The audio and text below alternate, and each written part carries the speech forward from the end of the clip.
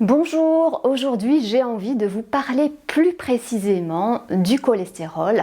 Vous êtes très nombreux à me poser des questions, à savoir est-ce que le programme IG bas et plus globalement l'alimentation à index glycémique bas est intéressante pour aider à réduire le taux de cholestérol sanguin? La réponse est oui. Bien sûr, cette alimentation est une alimentation saine qui est riche en fibres et qui va aider à réduire le taux de cholestérol sanguin. Vous êtes très nombreux à me témoigner en ce sens, à savoir que l'alimentation IG bas vous a aidé à réduire le taux de cholestérol.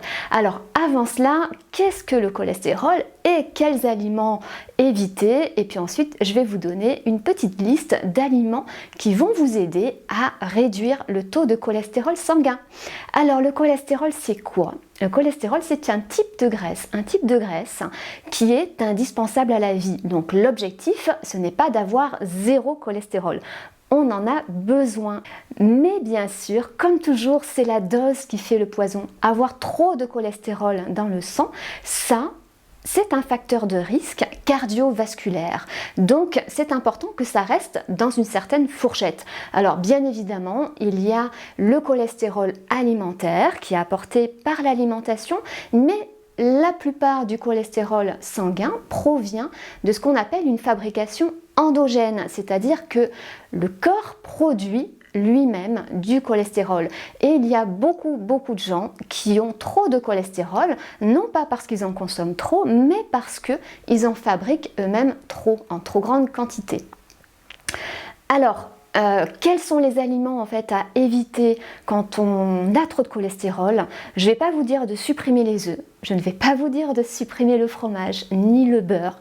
En fait, c'est vraiment son alimentation dans son ensemble qu'il faut envisager. C'est modifier petit à petit. On ne va pas changer du jour au lendemain son alimentation, mais changer un petit peu ses habitudes, les faire évoluer durablement vers une alimentation plus saine qui apporte surtout beaucoup de fibres, des fruits et légumes, des légumineuses, on va le voir juste après, et puis pas trop de graisses saturées et de graisses industrielles qui sont riches en graisses trans. Les graisses trans, ce sont des graisses qui ont été transformées, en fait, qui ont été dénaturées par un processus industriel et qui sont plus dangereuses que les graisses saturées elles-mêmes. Donc ça peut conduire en tout cas à la formation de cholestérol.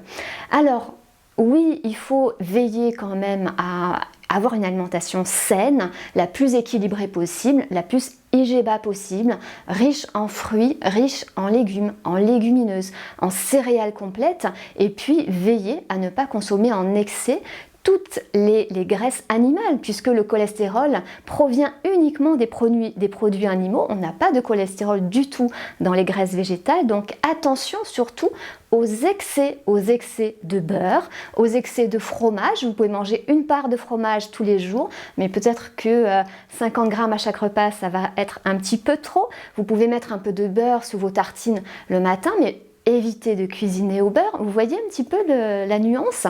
Donc on peut manger des produits animaux, mais il faut quand même savoir rester raisonnable sur les quantités. Alors, quels sont les aliments qui vont vous aider à réduire le taux de cholestérol? Alors attention, rien de miraculeux, mais ce sont des aliments qui ont certaines propriétés et qui peuvent vous donner un petit coup de pouce. Alors en premier lieu, il y a les légumineuses. Les légumineuses, donc tout ce qui est lentilles, les pois chiches, les haricots rouges, les haricots blancs, les flageolets, les pois cassés. Les légumineuses sont des aliments donc végétaux qui sont riches en protéines, mais surtout en fibres. Et les fibres aident à capter en fait le cholestérol alimentaire et évitent que ce soit absorbé, et même au niveau de la production endogène, ça permet de réduire cette production endogène. Donc mettez au menu des légumineuses régulièrement. Je pense que au moins 3 fois par semaine, c'est une bonne moyenne. Vous pouvez consommer par exemple des salades de lentilles, du houmous de pois chiches, des purées de pois cassés, intégrer des haricots rouges quand vous faites un chili con carne, etc., etc. Donc pensez aux légumineuses, c'est vraiment intéressant pour aider à réduire le taux de cholestérol sanguin. Le deuxième aliment qui est intéressant, ça c'est pas un scoop, c'est la pomme. La pomme est un fruit qui est riche en fibres, mais pas n'importe quelle fibre. Ce sont des pectines. Et les pectines, c'est une forme de fibre soluble qui va également aider à capter le cholestérol avant qu'il soit absorbé en fait, qui capte les graisses et particulièrement le cholestérol, et qui va aider à réduire le taux de cholestérol sanguin. Et puis la pomme, ça a un index glycémique faible, tout comme les légumineuses, et puis c'est rassasiant, c'est faible en calories, donc le fait peut-être aussi de vous aider à perdre du poids, à maintenir un poids stable, ça va vous aider à mieux réguler votre taux de cholestérol sanguin. Le troisième aliment que je vais vous inviter à insérer dans vos menus régulièrement, c'est l'avoine. L'avoine, c'est une céréale qui est riche en bêta-glucanes. Les bêta-glucanes, ce sont également des fibres solubles qui ont le même effet en fait, qui vont absorber les graisses et réduire donc leur absorption au niveau intestinal. Donc pensez à consommer des flocons d'avoine, par exemple en muesli ou en porridge au petit déjeuner, à intégrer du son d'avoine dans certaines de vos recettes. Quand vous réalisez des gâteaux, des pâtisseries, intégrez un petit peu de son d'avoine mixé donc en complément de la farine utilisée. Donc on peut consommer de l'avoine en fait, même dans des céréales, dans des barres de céréales.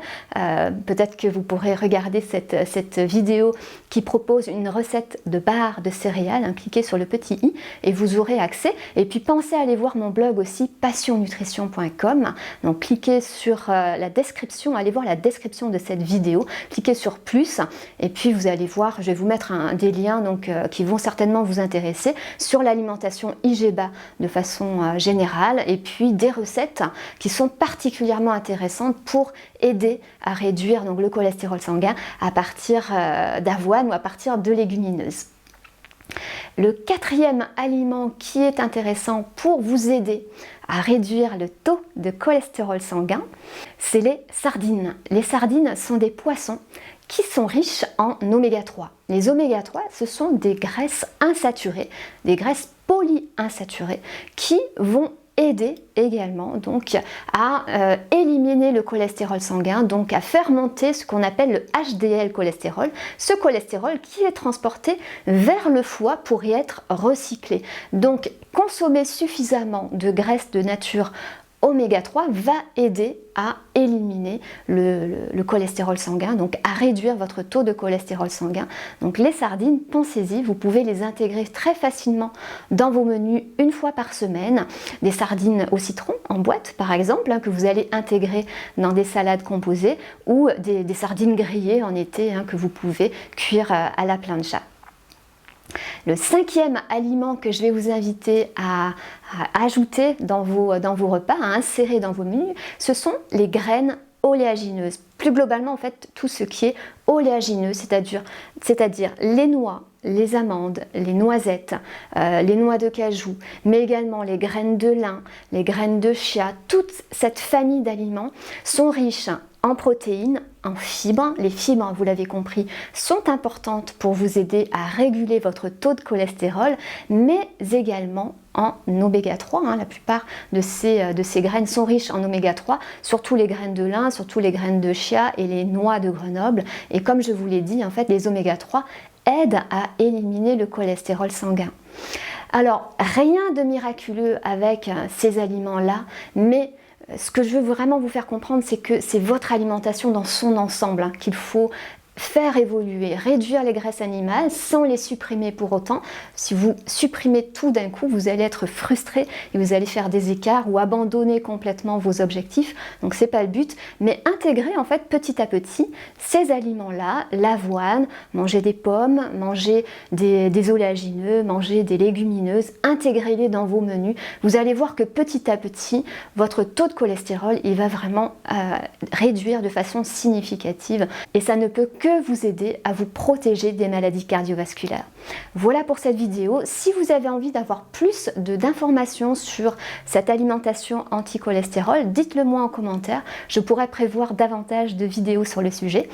N'oubliez pas de vous inscrire à cette chaîne si ce n'est pas encore fait. Vous soutenez ainsi mon travail, et puis on se retrouve vendredi prochain pour une prochaine vidéo.